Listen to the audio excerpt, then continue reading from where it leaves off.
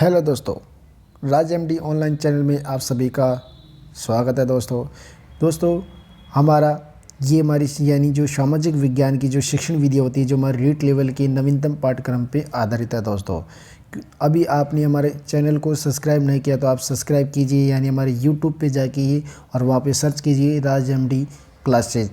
वहाँ उसको यानी जो आप सब्सक्राइब करिए और आपको जो हमारे नए वीडियो आएगा उसका नोटिफिकेशन आपको मिल जाएगा। दोस्तों अब स्टार्ट करते हैं। ये हमारे यानी जो माध्यमिक शिक्षा के सिलेबस के अकॉर्डिंग ये शिक्षण विधि आपको अध्ययन कराई जा रही है। दोस्तों भाषा क्या होती है? यानी भाषा ये भाष्य यानी जो भाष्य धातु से बनी होती है। कौन सी? यानी भाष्य धातु से बनी होती है। दोस्तों कौन सी? यानी दोस्तों भाष्य धातु से, यानी भाषा होती है। भाषा शब्द यानी जो भाष्य धातु से बनी होती है। कौन सी? भाष्य धातु से बनी होती है। या भाष्य धातु यानी जो हमारे क्या होता है, संस्कृत शब्द से बना होता है। कौन से? संस्कृत शब्द से बना हुआ होता है। यानी जो संस्कृत शब्द का है कौन सा? भाषा का मतलब होता है दोस्तों हमारी यानी जो मौखिक अभिव्यक्ति को प्रकट करना या भाषाओं का विनिमय करना, आदान प्रदान करना, जो हमारे विचारों को आदान प्रदान करना, उसे भाषा कहते हैं। यानी अपने मौखिक ध्वनि को प्रकट करना, अपने भावों में प्रकट करना, उसे कहते हैं भाषा कहते हैं। और ये भाषाएं यानी जो भाषा शब्द, इसको यानी जो ग्रीक और यूनानी जो दो भाषाओं में काम में ली जाती है। कौन सी भाषा कौन सी में ली जाती है? ग्रीक और यूनानी भाषाओं का उत्पत्ति हुई थी। कौन सी? यानी ग्रीक और यूनानी भाषाओं की यानी जो भाषा होती है उसकी शब्द उत्पत्ति कहाँ से हुई थी? ग्रीक और यूनानी से हुई थी। कहाँ से? ग्रीक और यूनानी से हुई थी। यानी ग्रीक को यूनानी बोली जाती है और ये लैटिन भाषा भी बोली जाती है। लैटिन से भाषा की उत्पत्ति होती है। लैटिन कहाँ पे बोली जाती है? इटली में बोली जाती है। ये दोनों ही भाषा यानी यूरोप महाद्वीप में बोली जाती है। कहाँ पे दोस्तों? यूरोप महाद्वीप में बोली जाती है।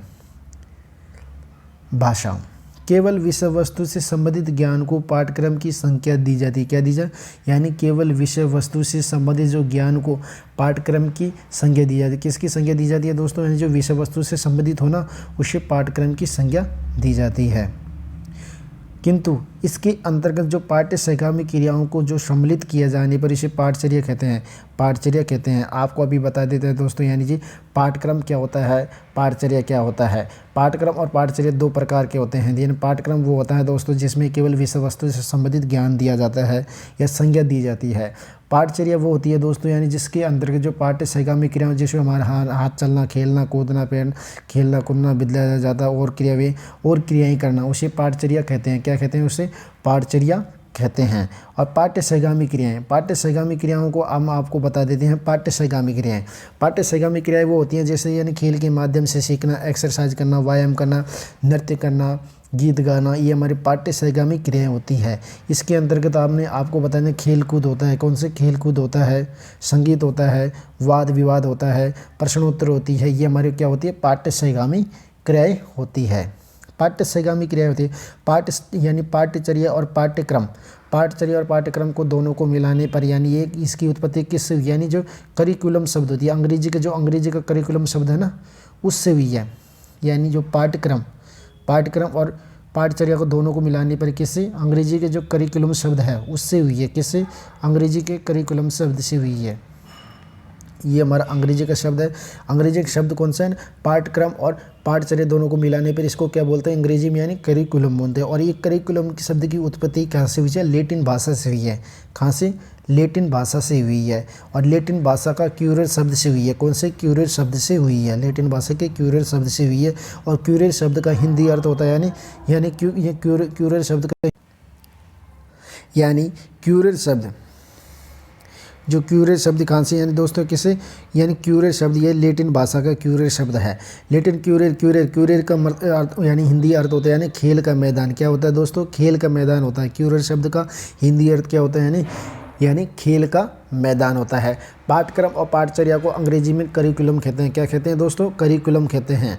और इस करिकुलम को यानी जो अंग्रेजी यह शब्द है इसकी भाषा यानी जो लैटिन भाषा से उत्पत्ति है। कहाँ से? लैटिन भाषा से उत्पत्ति है। अंग्रेजी के करिकुलम कहाँ से? लैटिन भाषा की उत्पत्ति है। और लैटिन भाषा का शब्द है क्यूरर के अर्थ होते हैं यानी हिंदी में यानी खेल का मैदान।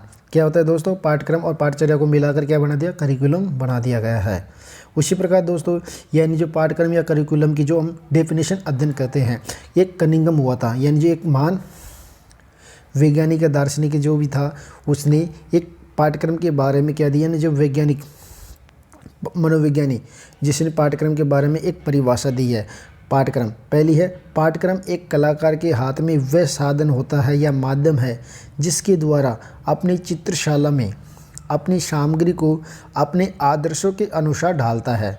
यानी पाठ्यक्रम एक कलाकार के हाथ में वह साधन होता है जिसके माध्यम से या जिसके द्वारा वह अपनी चित्रशाला में, यानी चित्रशाला का मतलब होता है विद्यालय, अपनी सामग्री को अपने आदर्शों के अनुसार ढालता है। तो आप कनिंघम के अनुसार इस परिभाषा को याद रखने के लिए आप सबसे पहले यानी जो कलाकार शब्द है, कलाकार शब्द को याद रख लेना। यह कलाकार के माध्यम से, यानी कलाकार का अर्थ होता है यानी शिक्षक, जो अपनी साधन या जो अपनी साधन और माध्यम के माध्यम से अपनी चित्रशाला का मतलब होता है यानी विद्यालय होता है। चित्रशाला यानी और साधन का मतलब होता है यानी पाठ्यक्रम के माध्यम से चित्रशाला यानी विद्यालय में सामग्री यानी विद्यार्थियों के और उद्देश्यों को प्रस्तुत करता है।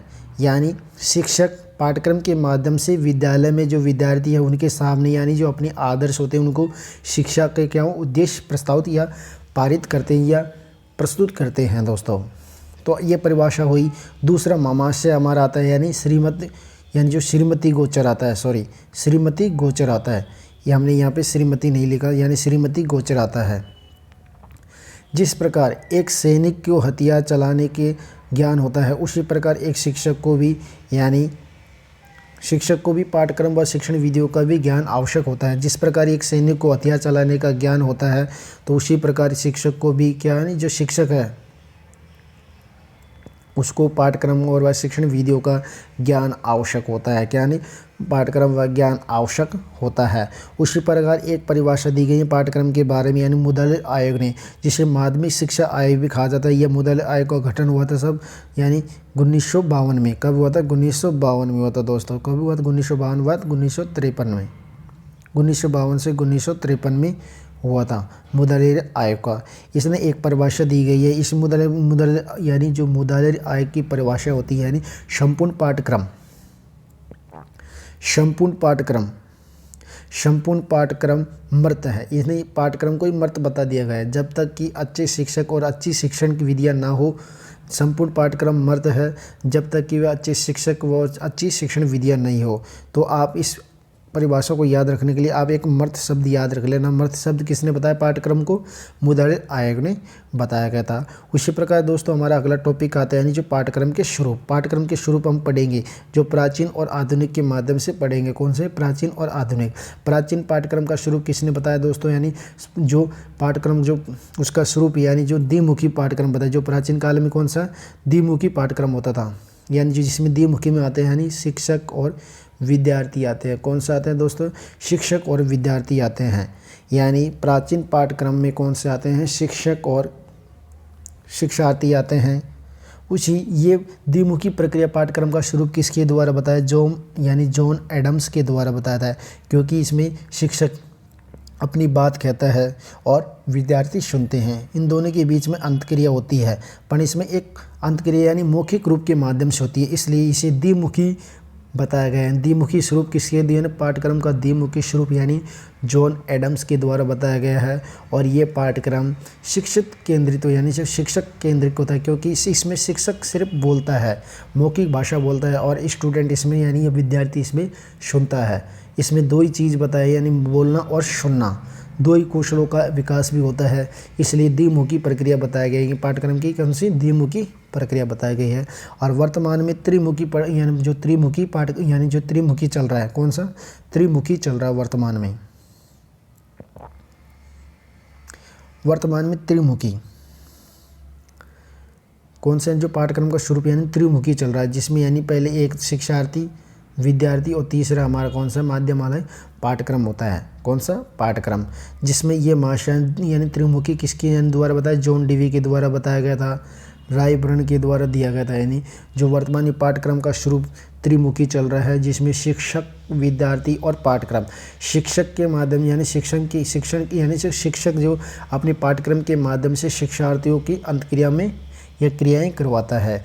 किसने बताया? ये जॉन डीवी ने बताया और रायबर्न ने बताया और बाल केंद्रित ने। ये कौन सी? यानी जो ये त्रिमुखी कौन सा? बाल केंद्रिक होता है। कौन सा? बाल केंद्रिक। जबकि द्विमुखी यानी जो शिक्षक केंद्रिक होता था। कौन सा? शिक्षक केंद्रिक होता था।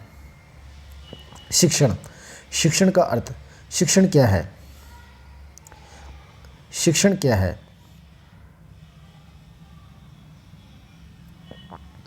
शिक्षण के बारे में, शिक्षण का यानी शिक्षण का अर्थ होता है यानी शिक्षा।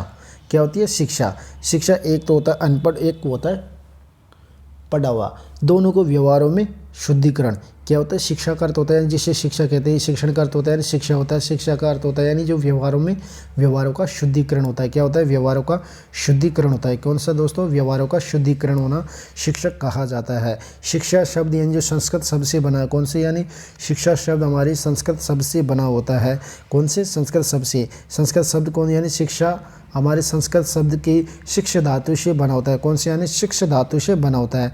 और शिक्ष धातु का अर्थ होता है यानी सीखना, सीखना और सिखाना। शिक्ष धातु का अर्थ होता है ना सीखना और सिखाना होता है, जो संस्कृत शब्द से बना होता है। और शिक्षा का अर्थ होता है यानी व्यवहार का शुद्धिकरण करना दोस्तों। और शिक्षा को अंग्रेजी में एजुकेशन कहा जाता है। क्या कहा जाता है? एजुकेशन कहा जाता है। अंग्रेजी में शिक्षा को क्या कहा जाता है दोस्तों? एजुकेशन कहा जाता है।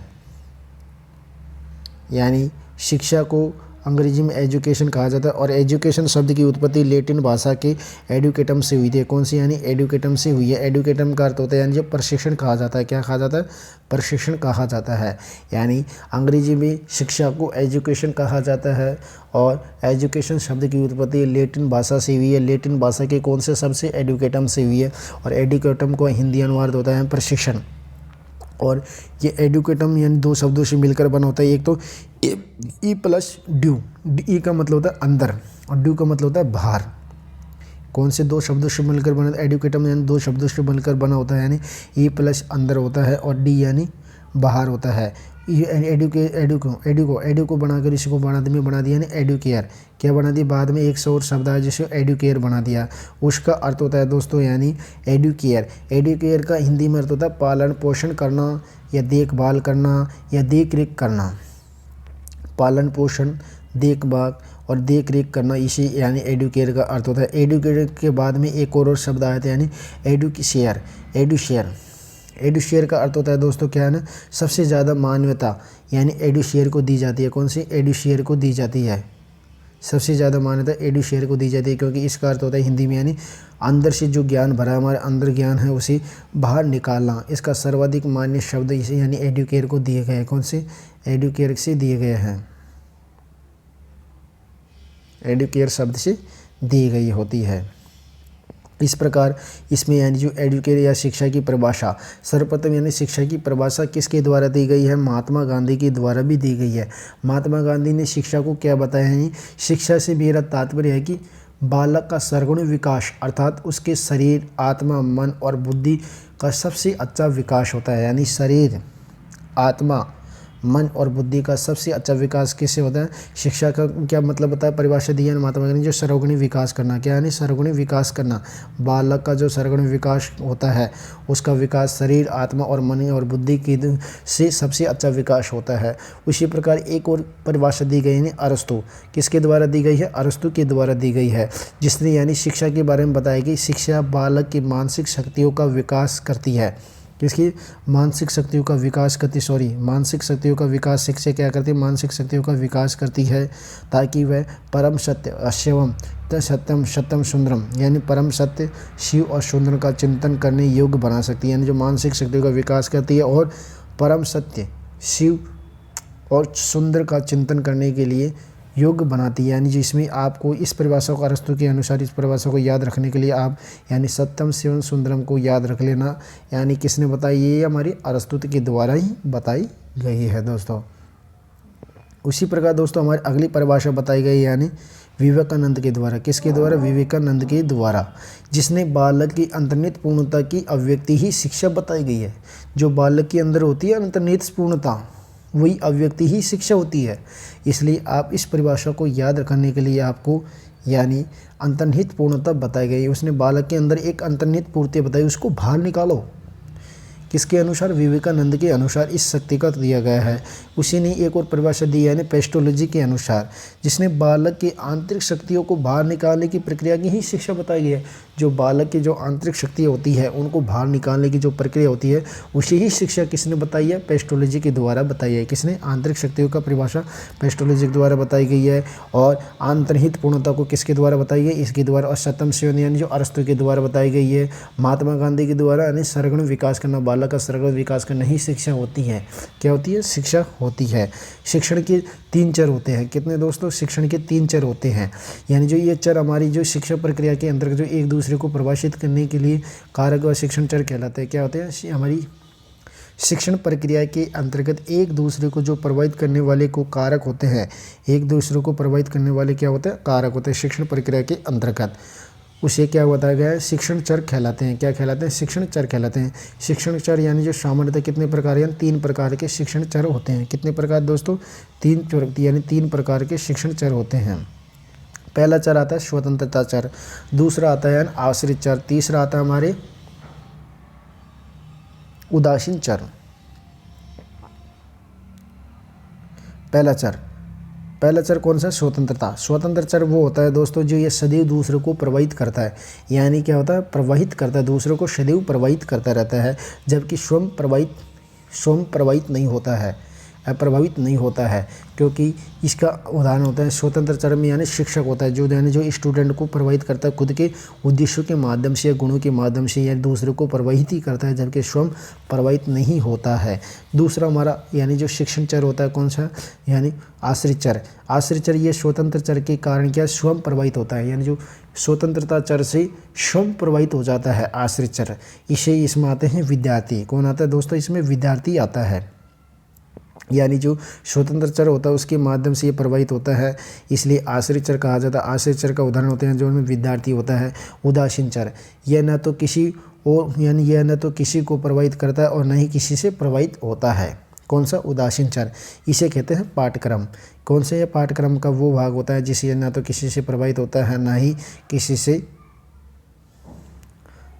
प्रभावित होगा। इस प्रकार हमारा ये शिक्षण के 3 चर होते हैं जो हमारी जो यानी जो शिक्षण प्रक्रिया को जो प्रभावित करते हैं, जो प्रभावित करने वाले कारक होते हैं। कौन से? प्रभावित करने वाले। आपको एक और बात बता दें यहाँ पे, यानी चौथा चर किसके द्वारा? कुटलेविन के द्वारा दिया गया था। किसके द्वारा? कुटलेविन के द्वारा दिया गया था। यानी कुटलेविन के द्वारा चौथा चर दिया गया था। किसके द्वारा दोस्तों? कुटलेविन के द्वारा। यानी जो चौथा चर दिया गया था। चरों की संख्या कितनी बताई गई दोस्तों? यानी इसमें मूलतः यानी चरों की संख्या यानी 3 है और चौथा चर ये कुटलेविन के द्वारा दिया गया है। और वो चौथा चर कौन सा है दोस्तों? वातावरण होता है। कौन सा?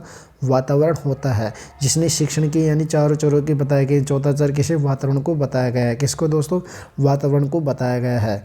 उसी प्रकार दोस्तों ये अगला हमारा आता है शिक्षण फॉर्मूला, जिससे शिक्षण फॉर्मूला यानी 2 प्रकार के होते हैं। एक तो होता है 3H और एक 4H। 3H और 4H। 3H का मतलब किसने दिया था? ब्लूम के द्वारा दिया गया था।